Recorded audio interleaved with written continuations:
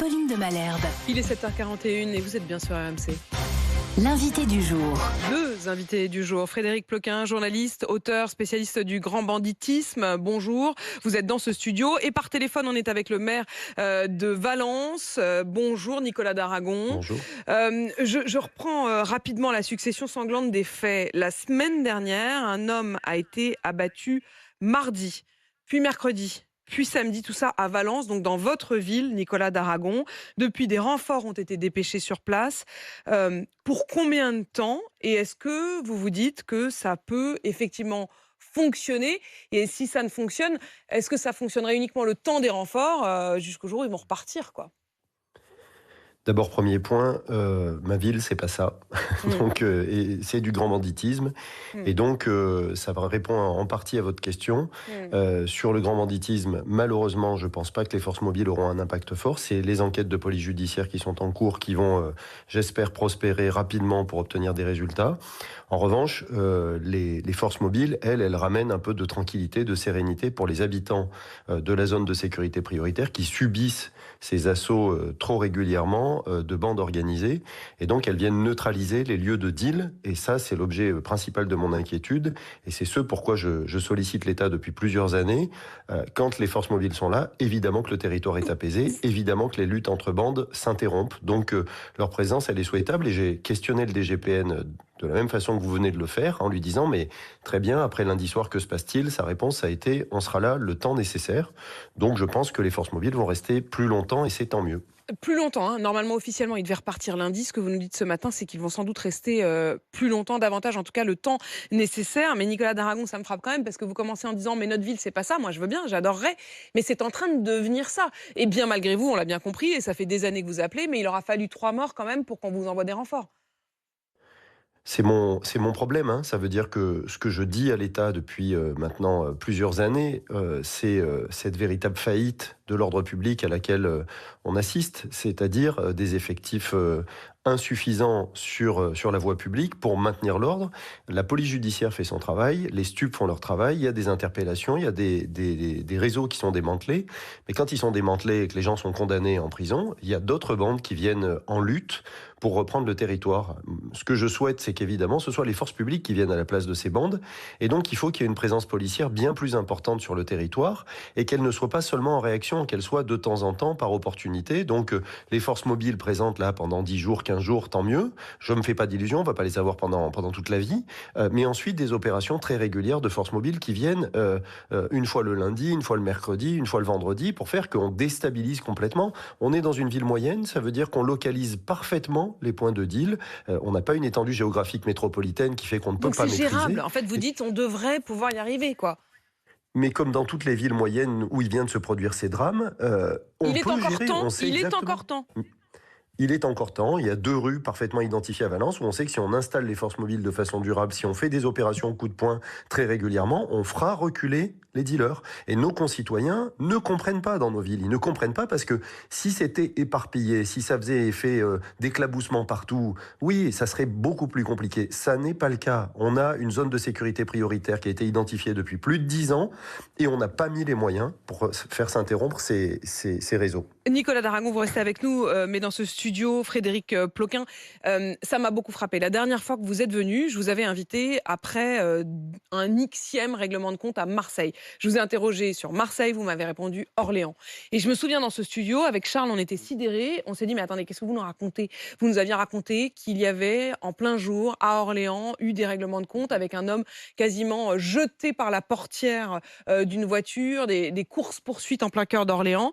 Et finalement, je me dis que c'était effectivement vous qui aviez montré la réalité. Depuis, il y a Valence, on vient d'en parler, il y a Villerupt en Meurthe-et-Moselle, il y a eu Paris ce week-end, un homme qui a été tué aux Champs-Élysées, il y a Marseille évidemment qui malheureusement continue à faire l'actualité tous les jours. Est-ce que c'est la drogue qui est l'accélérateur de violence? Est-ce que désormais il n'y a plus aucun territoire en France qui soit épargné?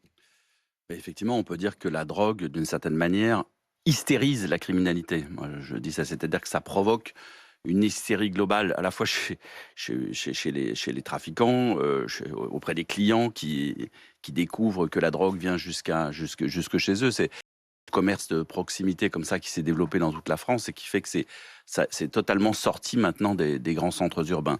Donc effectivement, c'est là où ça va se passer. J'ai envie de dire, pendant des années, les maires, les élus locaux ont cru qu'on pouvait acheter la tranquillité publique, laisser des petits points de deal s'installer tranquilles, pépères, pas trop les déranger. Et ce qu'ils récoltent aujourd'hui, 20 ans plus tard, c'est le chaos.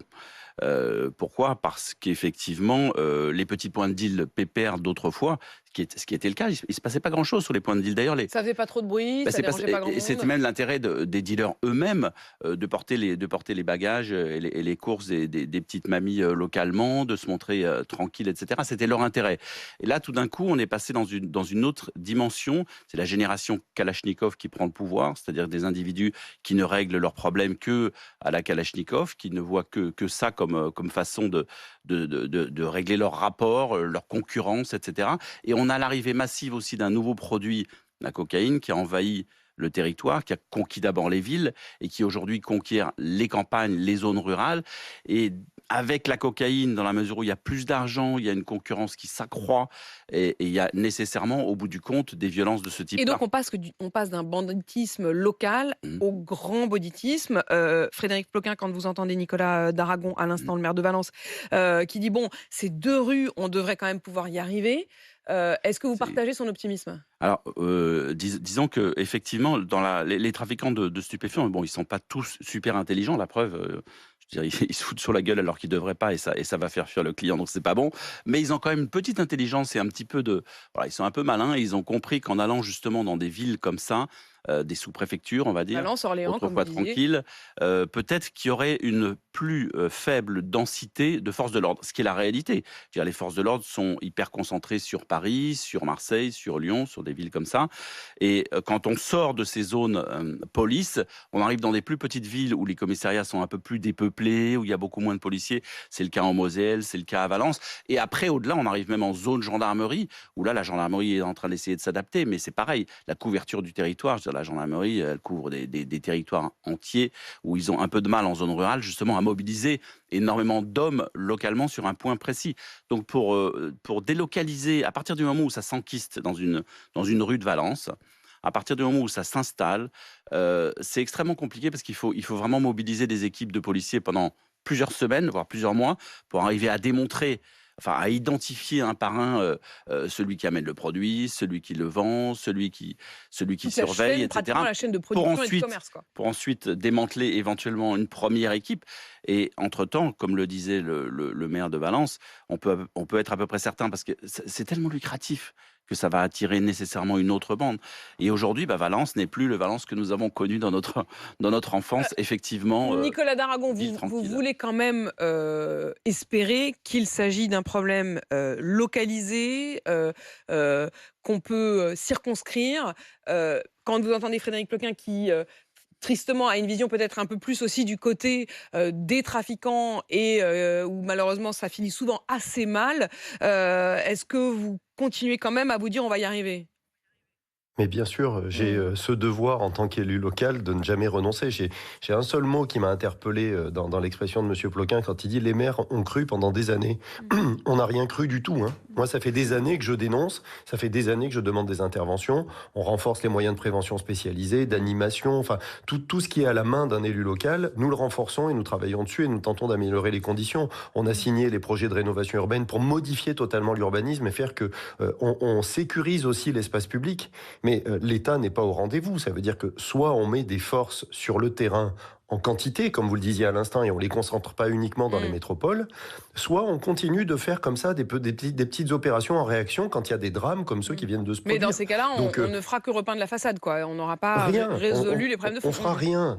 On fera rien. On le voit là. On a des forces mobiles en quantité. Évidemment que l'apaisement est présent. Ça ne réglera pas les problèmes de grand banditisme. Je le redis. Les homicides, ils vont pas se régler avec des CRS sur l'espace public. Mais le DGPN nous a promis d'une part une équipe spécialisée. Le directeur général de la police nationale. Hein. Voilà, de la police judiciaire de Lyon qui va s'occuper des homicides, et d'autre part des forces mobiles. Maintenant, j'ai besoin de forces de police en permanence et en supplément sur le...